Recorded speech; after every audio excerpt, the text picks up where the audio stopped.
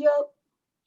Welcome to episode number 11 of BurnerCast. I am Joey Strutz. Got my co-hosts Brad Hosmer and McKenna Seacrest with me again. How you guys doing tonight? Brad, let's start with you. First off, before I even say this, I'd like to thank the Balloon Training Academy for all this free publicity they've been giving us. Truly great friends and truly great additions to the ballooning community. Thank you. I'm good. McKenna, how about you? I'm doing really good. I flew on Sunday in Spokane Valley, and it was a lot of fun, so doing good. We got a really, really special guest for you guys tonight. He has so many really cool accomplishments in ballooning. Most notably, he flew over Mount Rainier in Washington State in 2001. Let's give a warm BurnerCast welcome to our special guest tonight, Vic Johnson. Hey, welcome back, Vic. Hey, how's it going? Pretty good. How are you? I'm doing absolutely excellent today. It's great to have you on the show tonight. Hey, thanks. Appreciate it. Can you kind of tell us about your introduction to ballooning? When was your first time seeing a balloon? Oh, boy. Started way back when I was in high school. I was actually a sophomore in high school. Was outside one beautiful morning with my dad doing some gardening of all things. And a balloon flew over my house and really low. And it was interesting because my dad was yelling up, "Hey, why don't you come down for breakfast? Coffee's on," that kind of stuff. And kind of having that fun little banter back with the lady pilot that flew over the house. But long and behold, to me, over the years, I hadn't really realized it. 2 years later, a high school shop teacher was a hot air balloon pilot. And I was a truant high school student at the time, I guess you would say. I had a full tank of gas in my pickup and a beautiful spring day. And I certainly didn't want to be in first class, period, shop class. Because I can't keep you from skipping, but I could probably keep you out of trouble. So he decided to have me and two other guys go out and do some crewing for a guy that was a student pilot at the time doing a solo flight. So that was kind of like my first introduction with the balloon, but 2 years later, actually getting the opportunity to go out and be hands-on with the balloon. And it is interesting that particular first time I ever got to touch a hot air balloon was actually in the newspaper. The student pilot actually flew into an area that was all houses. We were racing through in a pickup truck trying to catch it. The cops are coming behind us, realizing that the balloon's in trouble and going to the neighborhood. And of course, us not knowing anything about ballooning or how to even handle a drop line, he drops into a cul-de-sac with the house being built. Of course, us three hit the drop line. The people at the construction site hit the drop line. Two cops that were behind us, they grabbed the drop line. Now, if you can imagine him coming across the cul-de-sac at about 5 to 10 knots, he came down like a ton of bricks. He actually landed on this poor lady's garbage cans and smashed her garbage cans and deflated the balloon over the roof of her house. Oh my goodness. Here we are, truant kids, and we're thinking we don't want to get in trouble, so we're helping pack this balloon up. But luckily, all the attention was on the pilot and everything and the commotion that was going on. We quietly packed up the balloon, and after we got it on the trailer, we left. So a couple of days later, we actually saw it in the newspaper. So it was kind of fun. I knew at that point the bug was with me. The first time you see a balloon inflate and you actually hear the sounds of the fan starting and you start to see this thing inflate, it's a bug. It's in your blood. You know it from when you see it for the first time. And to this day, I'm still bit with that bug. That's really cool to hear. It's so unique how all these people get into ballooning. It's truly a different way for each person. Did you know right then that you wanted to be a pilot, or was it more of a, okay, I could be around crewing with this?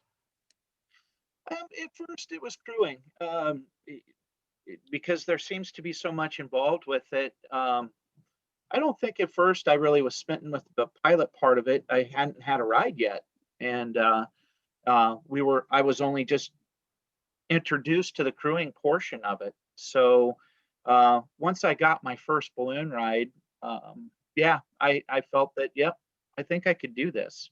And it kind of set in me for the longest time. But it wasn't for many years later until I was able to actually get my license. So can you tell us kind of about your flight training? Well, starting to crew with the guys that I was involved with when I was in high school, it was very difficult because student pilots and those kind of things, to try and get some time yourself was very difficult. I had graduated from high school, and shortly after that, I had gotten married and moved to Anchorage, Alaska. And we were driving from Eagle River to Anchorage, Alaska in a winter morning, and came by. It was actually the rendezvous, and there was a field of about 15 hot air balloons inflating out in the snow field. And I told my wife at the time, I said, I know that guy, and she didn't believe me. So we drove in there, introduced myself to them. He knew who I was, and I started crewing for those guys. His name was Tim Cooksey, and he had just gotten that first Aerostar 210 ride balloon. And so my first 10 hours of instruction was actually in a 210 hot air balloon in big balloons up in Anchorage, Alaska. So I started my flight training up there with them. And a few of the things that was exciting for me up there, have you ever heard the adage, go kiss a moose in Alaska? I did that. No. I was chasing Cooksey, and he landed back in a meadow behind a whole bunch of trees, and there was a trail that kind of zigzagged down the meadow. So I was on foot running as fast as I could down this path and turned the sharp corner, and here is a full-blown moose standing right in front of me, close enough to feel it breathing on me. And we took this long gaze at each other for a moment and said, I'll tell you what, I go this way, you go that way, and no harm, no foul. But that certainly scared the heck out of me that day. I thought for sure I was going to be killed by a moose in Alaska. But and you told me that it was close enough that you could feel its breath. I could feel it breathing on me. Yeah, yeah, it was that close. But as I got another opportunity in Alaska was flying at midnight. Tim was a ride business operator, so we did a flight prior. And then there was a balloon rally at the summer solstice from the Diamond Mall there in Anchorage, Alaska. So we went out and we actually flew that flight at midnight. And of course, the crew, and after that, was kind of getting tired, and we decided to go back to Tim's house. And Tim goes, "You want to go again?" So we actually put the balloon, smaller balloon, in the back of his pickup, and we went back out and flew again at 1 and 2 o'clock in the morning. Wow. So that was kind of a. Was it dark when you landed? No, the sun never goes down. It's in the middle of summer. It's sunshine 24 hours a day there in Alaska. So Wow. that was kind of fun. But they gave me some training, and then shortly after that, Mandy and I had to come back to the States. We were only up there about 2 years. I wanted to do ballooning more. So I met up with Luana Seaver, and she was the local pilot where we were living there in Auburn, Washington. And she took me under her wing. She started training me at age 74 years old. That's And awesome. yeah, so she was the one that actually got me finished up all the way through my private and all the way through my commercial. And she was a pretty notable balloon pilot in Washington State. She's a legend up here. Start the ballooning process and learn how to fly and all that kind of stuff later in her career. She actually rode a bicycle across the United States in her earlier life. So she was a brave woman from the get-go. She did her training down in Albuquerque, and she ended up getting her repairman certificate. And I remember many, many days of repairing and doing annuals on balloons in the basement of her house. But yeah, she is definitely up there. She is actually in Gladys Broker's book. Gladys Broker was another female pilot from the Northwest that was just bigger than life. So thinking back to the days in Alaska, is that area relatively flyable, or how is that compared to other places? Because there's not a whole lot of pilots up there, so I'm just genuinely curious. It was pretty flyable back then, Brad. Back in the 80s and early 90s, Anchorage was a little bit smaller than it is today. I actually had the good fortune here a couple years ago to go back up to Anchorage, and it is definitely overbuilt up there. There is not a lot of flying areas in the Anchorage area where I used to fly.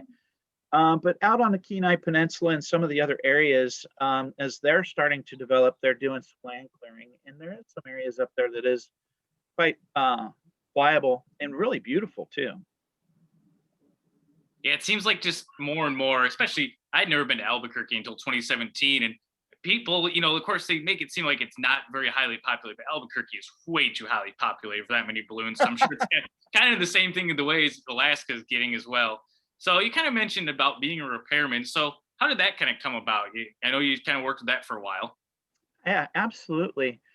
Luana Seaver, shortly after taking me under her wing to teach me how to fly, she was the notable repair station here in the Northwest, Idaho, Oregon, and Washington.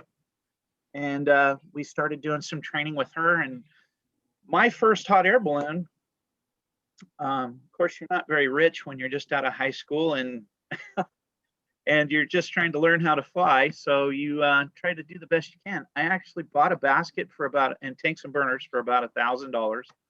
And Luana had this balloon in her basement that was no longer airworthy. The top had been rebuilt, but the equator had failed. So part of our training was to actually start repairing that mid-equator section. And we actually got to fly that balloon. That became our first hot air balloon after we went through that training. She sent us to courses at the Cameron and Lindstrand, went to Aerostar a lot. She at the time was an Aerostar dealer. And so we got to spend a lot of time with the factory people and meet the factory team. Of course, I was smitten. You go back, and to me, the factory guys, they're kind of like gods to me, because you guys are playing with all this stuff. You're engineering all of this new technology, burners, and you're making these systems that fly so safely for everybody. And you're getting into industrial sewing, which is engineered sewing, and the stresses and the threads per inch, and the strength values of fabric, and the strength values of load tape, and swaging cables, and doing all of those kind of fun things, and getting into the burners and understanding how the pilot lights work, and why do the O-rings shrink. And then you're hearing also about incidents and things that have happened in the field because of O-ring shrinking, and doing things that you learn through time.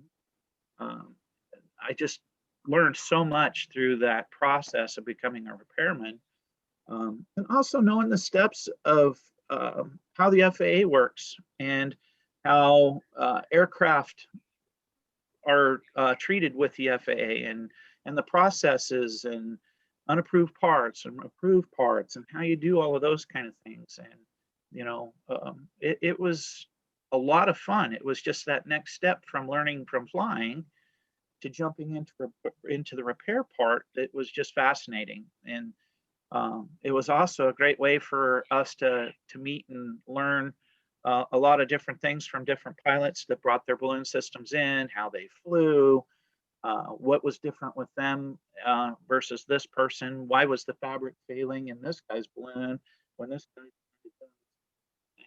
It was really interesting. It was fascinating to me and kept me in ballooning and riveted. Yeah, I think that learning about like the inside of your burners and just like knowing your balloon really well is a really good thing about being a repairman. And I think it would just be really good knowledge to know for me personally, because I want to be a repairman someday. But I would love to, like, if something did happen, like I could go in my burners and like repair it myself, and it would just be great to know all that. Absolutely. Those kind of things when I was doing my mountain flight actually came in really handy. Yeah.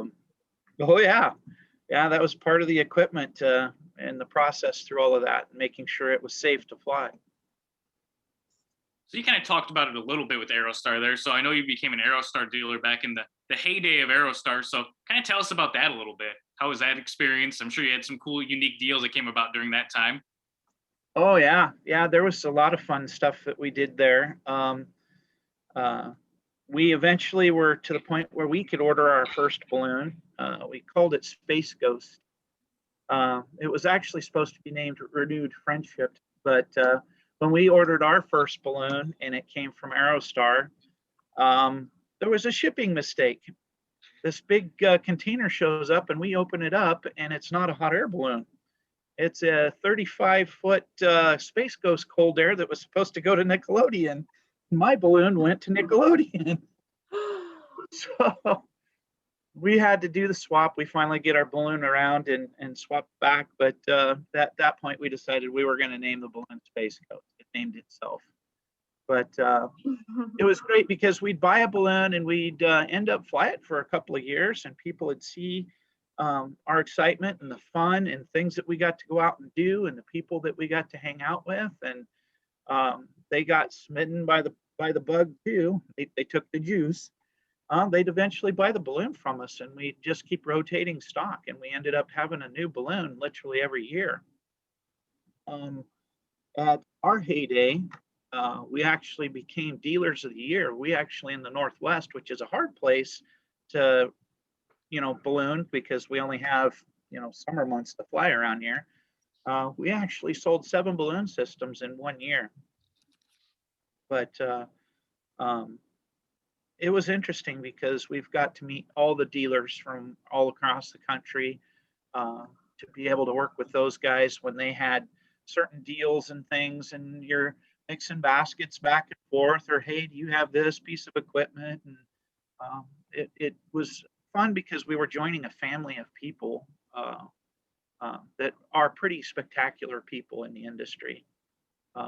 They're all out there doing their own things now, but especially now that Aerostar doesn't sell balloons anymore. But I still keep in touch with them on occasion. But they are pretty amazing people out there that got a lot of people into ballooning over the years. It is pretty amazing. It was interesting to learn about the amount of balloons that you and Randy have acquired over the years and then sold. And they all have, or a lot of them have really interesting names behind them and just like cool stories of how you got them. So I think that's pretty cool. Yeah, thank you. Yeah, and I also accused her of making balloons for people that she had in mind. She knew she had that thing sold before she even had it built. Yeah. So we want to talk about your Mount Rainier flight and your Cascades flights. So first, we're going to go into the Mount Rainier flight in 2001. So what made you want to do this flight, and how did it come about? Well, the first flight I did over the Cascades was much earlier than that. It was early to mid 90s when I did that flight. McKenna, you fly in my area, so you can understand that white mountain that's behind you right there in your backyard every day, and you're doing a flight. It was always, man, I'd really like to fly a balloon over that. Wouldn't that be cool? And it was always kind of a joke when I talked to my buddies about it, or, yeah, man, wouldn't that be fun to fly? Oh yeah, ha, ha, ha. It'd be kind of a joke, but I never really kind of took it as a joke. I was kind of serious. Our FAA examiner at the time was a balloonist. His name was Scott Gardner. He was one of 2 balloons that had flown over the Cascades prior to me. So I knew that a flight transitioning the Cascades was more than possible. And a friend of mine, Kevin Michael, moved to town. He was a military guy. Got to be really good friends with him. And he said, hey, let's do a flight over the Cascades. And I'm like, yeah, this is great. It would be kind of a learning experience to see what we would need to fly over Mount Rainier. And he ended up helping me a lot in my travels of figuring out how I wanted to, how we would be able to fly over Mount Rainier and what it would take to do that flight. So we took an Aerostar 105, loaded up 80 gallons of fuel. We had a little Garmin GPS 3 GPS, these little tiny things that are probably pretty much just bricks today, map board, and our aircraft radio. And we made some calls to air traffic control and some of the other controlling agencies that were out there, and we did this flight. And this Had is your Cascades flight?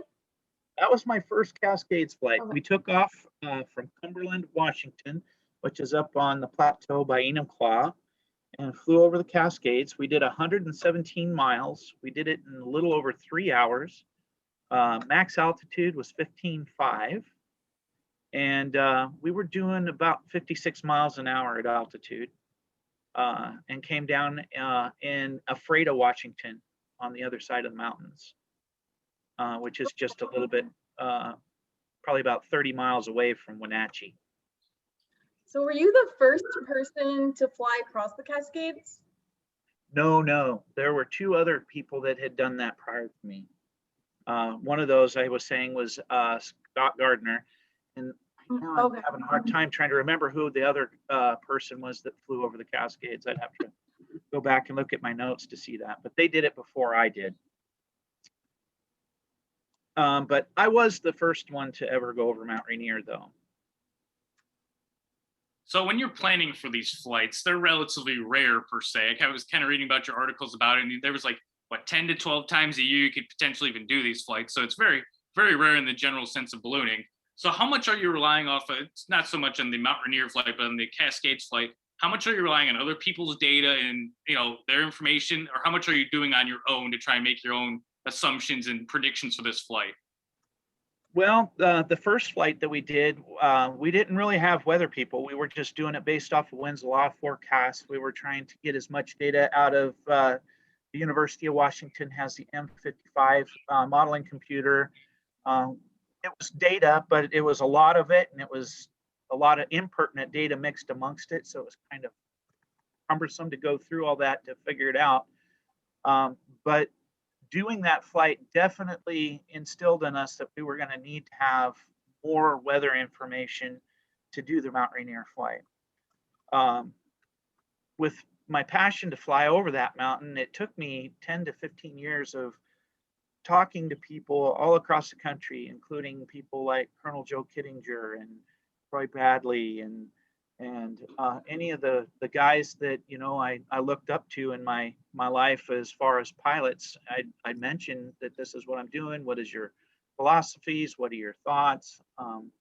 And especially with Kevin and Colonel Joe, the biggest thing that they instilled in me was absolutely as much flight planning that you possibly can do on the ground makes for a perfect flight. You don't want to be thinking about it up there when something happens. So with that, it took quite a bit of effort on our part to go through and start to build a team. And it took me years. I did some practice flights. I went through a couple of co-pilots just because of how much time consuming and effort that it was going to take to go through the process. They didn't have the time commitment available to them. Eventually, my buddy Larry Simberger stepped up into the plate, and he was actually going to be my crew chief on the flight. Stepped into the position, and things just started flowing together. Larry was instrumental at finding Justin Sharp, who was a grad student at the University of Washington that was actually using those models, and he developed. In his earlier life, he was actually a computer programmer. And so he took those modeling programs and was absolutely instrumental in creating these programs that would take our launch site all the way through our flight profile to where we were projecting our landing to be. And his wind and weather data was absolutely spot on. And the fun part about it was he actually did it as his thesis for his college course. And it all came together. But getting our equipment together, working through the controlling agencies, figuring out rescue operations if we were going to need it, who would we need to talk to, alerting air search and rescue that we were going to go. And they were actually kind enough to have people on standby for us if we needed it. We came up with chase planes that the FAA was requiring us to take in case our transponder and our equipment failed, that they would still be able to have eyes on us, because we were flying through a very, very busy corridor for SeaTac Airport. But it that first flight was like just trying to bite into a small piece of an apple, and realizing that the apple is much bigger than you really realize, and then figuring out from there, well, what is it going to take to get to this point where we can fly safely over the mountain? See, and after talking with Katie, who's a really good friend of mine, she did all those record flights a couple of years ago, and it's just there's so much planning on the back end that we don't even realize. Like you said, there's so much stuff that goes into it. It's checklist after checklist. It's weather call after weather call. It's checking weather constantly. It's like so much more. And that was the big thing we asked her about, was more the the backside of it, because once you get in the air, kind of like you alluded to, you're just flying. You're just focusing, making sure you're right on your up down. You're just flying level the whole time. It's like there's so much more than the actual flight. It's so crazy with those record flights. You're absolutely right. One of the things that Larry and I took away was it was kind of anticlimactic once we did it. We were so excited that it happened, but when a flight goes off and it performs flawlessly and everything goes to plan, you're right. It's kind of like, wow, it was just like flying in the backyard today. Yeah, that's exactly it. I mean, literally, once you get in there, it's just another flight. You just perform your same tactics over and over again. It's really, the pressure's kind of off you. The pressure was all the time you had building up to it, where you had all the prep and everything. So once you get in the air, it's easy. It's just flying again, like you said. Absolutely, absolutely. The thing that really helped us a lot is we went to our ballooning community and asked for some help for crewing and who would like to be a part of our project. And it ended up being literally 40 some people all getting involved with us and getting excited about and getting behind this project to do it. And I actually sat the other night when I knew I was going to do this talk with you to watch our old video. And what really stepped out at me was looking at all of the kids, my kids. And when I say my kids, it's not just my kids, it was Larry's kids and all of the crew people that had kids of the same age, all coming together, watching all of those kids be a part of that crew. And my son Andrew was actually in charge of doing the inflation on the balloon. And I was just sitting back thinking, at his age, being responsible for inflating a 245 on a record-setting flight for his dad, I can only imagine what he had going through his mind, going, God, I better not screw this up. Yeah. And he was 16 during that? Yeah. Yep. It's pretty awesome. So yeah. what was the balloon that you flew over the mountain? It was an Aerostar, correct? It was. That balloon I explained to you earlier was Space Ghost, was going to be the first balloon that I was going to fly over. And that was with me and a friend named Terry Leishman, and we did a bunch of test flying with that, and that didn't quite get, we were going to spend a little bit more time. Terry kind of had to back out because of some things he had to do, so we kind of put things on hold for a little bit, and then Larry Simberger stepped into his place, and I was getting ready to do this flight, and I get the strangest phone call from this guy. He said, I've been a social balloonist for many, many years. I've always dreamt about going over Mount Rainier, and my friends, I called the FAA. They told me that I should call you, and wanted to join our crew. Well, I wasn't quite sure how to take that, but he said he really wanted to take his son on this flight with him. And to me, that kind of struck a chord, that this is a family guy. And he really wanted to do something unique and special with his son. So I sort of said, hey, I'll tell you what, this is, if you want to go, but you got to buy a balloon big enough to do it. There's no way my little balloon's going to take 4 of us to go do this. And he was serious enough. So he bought a brand spanking new 245 Aerostar, triple burners, RB12 basket, the whole Mary Ann. And so back to flight planning we go again, and go through all of the processes. And now we need to do some Aerostar balloon testing, how, lift loss calculations, and some test flights with the balloon. I remember calling Mark West at the factory, and I said, Mark, these are Zone 5 turbos. I had regular Zone 5 burners on my first balloon, and I took those to 17,000, and they performed great. How do these new burners work? He goes, I don't know. Let me know. Call me when you do the flight. Let me know how they work. Oh, great. That's fine. But we did some test flights with it. We went up a couple times and bumped 18,000, close to 18,000 feet. And the system checked out wonderful. Balloon performed perfectly. And it was kind of exciting. We did those flights over here in Eastern Washington. And then realizing that next flight that we were going to do was on Weather Watch, looking for the flight date to go. And most people didn't think it was gonna happen on the first call out, but Justin was pretty adamant, especially with the storm system that was looking at coming in that day. Nobody believed it, but we figured we'd go through the motions of it. And lo and behold, there was a pocket of weather there, and we did the flight, and it was successful from start to finish. But on our way home, trees were blowing over in Enumclaw where we had taken off, and it was pouring sideways on our drive home. That was how close we were with the weather system. Oh my goodness, that's crazy. So you were saying that you had to use your repairman, just like the things you've learned from that. Do you want to share like what exactly you had to do during that flight? Well, I truly had some great people at the FAA, and especially it was right after 9/11, and they had no wants to trust anybody in aviation after that day. So most everything got put on hold for quite some time. And working with my local DE and safety officer at the FSDO, they said, yeah, I think we can do this. So with the repairman side of it, we were adding a bunch of fuel to the basket that was in a non-configuration to the STC.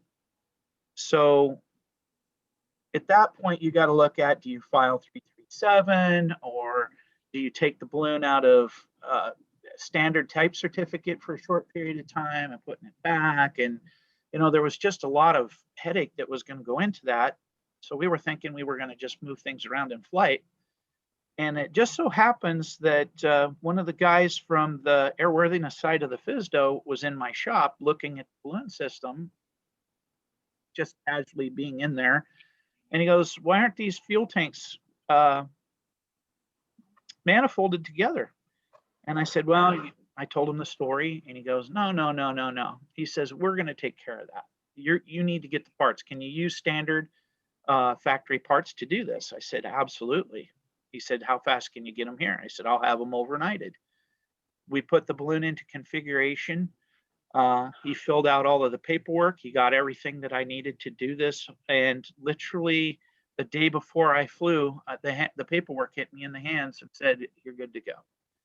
But, you're at high altitude, you're cold. So I was anal about changing every O-ring and the pilot lights and the blast valves, right down to the O-rings in the tanks, making sure that the bonnets were all brand new.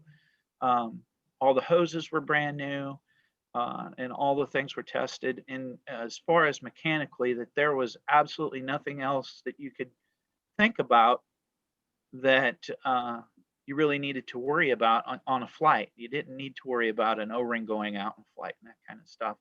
And having that done just gives you this huge peace of mind that that's just not one thing that you really have to worry about. It doesn't change the fact that you don't stay cognizant of those kind of things happening in flight.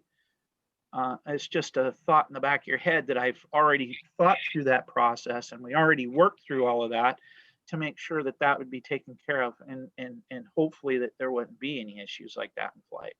It was very comforting. That's good. So you might have mentioned this, but how long was the actual flight and how far did you travel?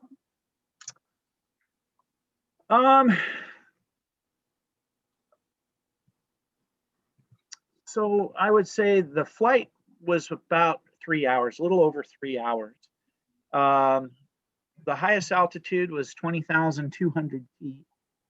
And we traveled, I believe it was about 87 miles. And then how high over the actual mountain did you fly? Well, Mount Rainier is 14,411 feet. So when we were over at 20,500, we were a little over 6,000 to 7,000 feet over the top. So we know you won the Montgolfier diploma for this flight. Can you tell us a little bit more about that? Oh, the interesting thing is I really wasn't about, the awards or any of the thoughts behind all of that. It was all about me being able to do this flight and bettering myself. So my buddy and co-pilot Larry Simberger was talking with Co Marai at the time, and they went together and started going through the data on our flight. And it was very interesting of altitude versus takeoff point, areas like that. It stacks up at points even bigger than the Mount Everest flights in some aspects. Matter of fact, Leo Dickinson, one of the guys that flew over Mount Everest, sent us an email in a book, and in his book it says, "I'm glad your landing was much better than mine." He actually destroyed the balloon when they landed on the flight over Everest. But we won the award that year, and Carl Steffen brought the balloon out to the Seattle Flight Museum, and we were actually presented the Montgolfier diploma in front of all of our FAA peers, our weather people, the people from the University of Washington, and all of our flight crew and the people that had joined us on our flight. And it was presented to us at the Seattle Flight Museum. So, And yeah, it's really cool that you were able to actually plan that and accomplish that flight and have it go perfectly. And then I know that you're planning another flight over the Cascades, maybe this fall or sometime in the future. So what are your plans for that flight? well, it's going to be great. I'm going to be taking my son with me on that. So it's my turn. The things that are going through me is we have all of the templates that we've done over the earlier flights that over the Cascades. So we'll be using a lot of that same templating, and there's a couple other pilots that are interested in kind of doing the same thing. So we'll kind of help them along with their flight planning. I don't want to do their flight planning, but we're definitely going to give them some help in things that they need to be thinking about. But what'll be fun and different about this is being able to use the newer technologies. Now we have iPads and all this different type of technology, and I've got some pilot friends of mine that are pretty big into all this new technology. So I'll be bending their ear and learning how to take this technology and how it will help us in our next flight. Yeah, I imagine it's going to be way easier than before. A lot more technology, like the moving maps will help you out tremendously, I'm sure. So I'm sure it'll be much easier on the planning aspect, where you can just push your button on your iPad and say, "Oh, we're going to go this way," and a lot easier. There's your flight line. So you kind of mentioned it a little bit ago. You said you wanted to grow as a pilot. So following these flights, how do you think you grew as a pilot? Oh, well, the biggest one for me personally is, especially with the Mount Rainier flight, is feeling and growing into a leadership role. I wasn't necessarily the strongest leader out of school, but it definitely helped me learn responsibility. It gave me that sense of accomplishment. It gives you courage, the ability to know that there's not anything really too big that you can't run out there and go do if you really want it bad enough. And believe me, I've had some of the people that I talked through the years going thinking, hey, you're nuts to fly over that thing. I can't imagine why I wouldn't do that if I were you. And, taking those kind of things to heart and realizing, well, I really want to go do this, and I think I can do this, and not to nixay on them. It was just their way of saying, hey, you better know what you're doing if you're going to tackle something that big. But it was also a great opportunity to learn this through with my kids, right? It was a philosophy and a way of life in ballooning to raise my kids, right? They learn what responsibility is, and what's the role of a PIC? When you're out in your life and you're doing things, how often do you take that thought of what PIC means to you in your real life, right? Who's ultimately in charge? Who's responsible? Even if things don't quite go well and something happens, you're still responsible, right? And it was great for me to have my kids be able to see me in that kind of a light as well, and to realize that they can reach their dreams and they can go after their thoughts and hopes as well, and that I'll be there behind them, helping them all along the way, just as they were there for me when I needed them.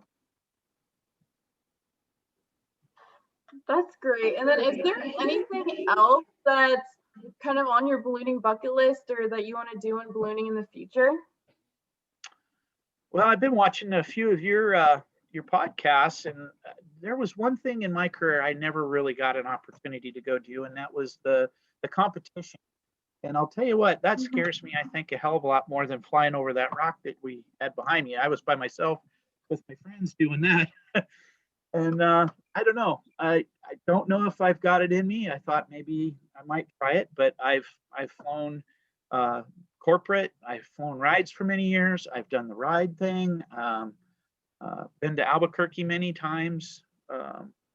There's been a lot of things in ballooning that I've had a blessed life to be able to go out and do, but I never really got into the competition side of it, and I might consider that.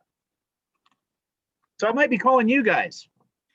Well, we'll definitely take the call. It's always great to have somebody else, looking at getting into competition at events. It's something really, really unique.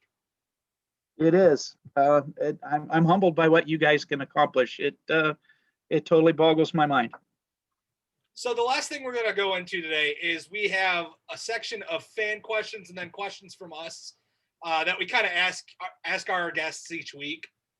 So our first one, I know you said you've watched a few episodes.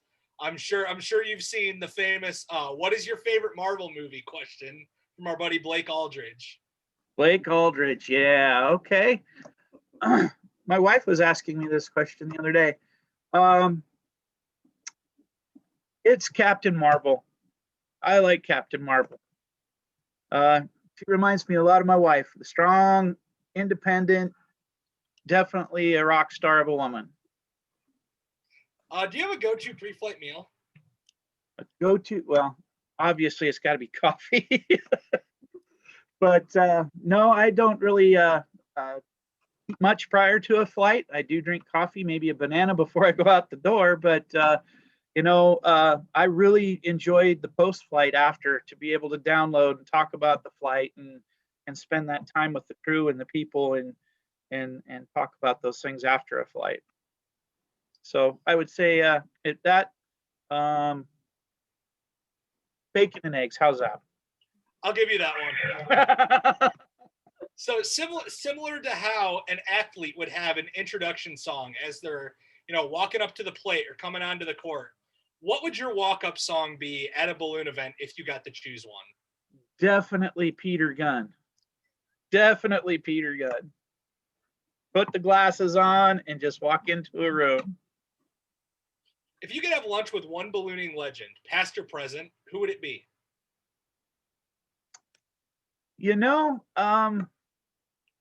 I have been blessed to have breakfast or lunch or dinner with some of what I consider the, high-end people in the ballooning sport. And,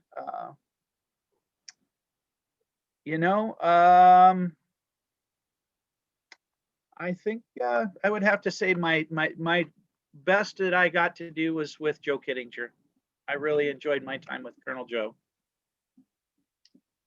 What was the first ever event you flew? Well, don't tell anybody, but I was actually a student pilot with Luana Seaver, and I got to go to the Walla Walla Balloon Stampede, and she was letting me do the flying at the event. More or less, she'd do the takeoff, but pretty much once we cleared the field, she goes, "It's yours." So the dumb luck of it is I got to fly over and I placed first place at the target. But it was all dumb luck. So we talked about earlier how you've had a lot of really interesting names for your balloons. Do you have a favorite name that you've had for any of your balloons, past or present? I'm going to say that's Thingamabob. We sold a balloon to a friend of ours from many years ago, and he passed away a few years back. And my son bought the balloon, and his name was Bob. So we actually named the Bob Thingamabob. All right. So for the longest time to me, you were a mystery pilot that flew Battle Creek in 2003, and you flew Tony the Tiger. And I'm just kind of curious because we may have crossed paths. I'd have been about 8 years old when you've been there. How did that all come about? Well, that would have been in my commercial life. I actually flew for a guy by the name of Scott Spencer, who had the Tony the Tiger contract at the time. He had hired me to go out to the East Coast, and I have seen more Walmart parking lots than I can imagine in my lifetime with Tony the Tiger. But I actually got to go to Battle Creek to fly the event there. And what was really awesome about that is I got to take my oldest son out as my crew chief. So we were there as a team. And the point was the first time my son actually got to drive that big bus that Tony the Tiger traveled around in the countryside with. He had to do it with a bunch of corporate guys on board. So I can imagine what the pressure was on that poor kid too when he was out there with Dad. Yeah, you also did one of the coolest things I've ever seen at that event. I believe you tethered at a senior citizens home for them. That was really cool of you to do that. So. Oh, yeah. I always love doing that kind of stuff. If we can land at a school or neighborhood, one of the ones here in Walla Walla, we actually did an evening flight and landed at the high school. And one of the little kids, their house butts up against the high school. It was his birthday party. So they came out and we told him that, yeah, your mom told us it was your birthday. So we decided to drop in and tether all you guys tonight. I love doing that stuff. It's so much fun. So if you could change one thing about your ballooning career, what would it be? That I could do more of it. Work is overrated. Yeah, I would definitely say that I would love to be able to do a lot more of it. Well, I just want to say thank you because you and Mandy have definitely been big mentors to me as I've grown up in ballooning in Washington. So I appreciate that. And thanks for coming on here. Well, thanks for giving me the opportunity. I really appreciate it. That's all the time we got for you this time on BurnerCast. We'd like to thank Vic Johnson for coming on the show tonight.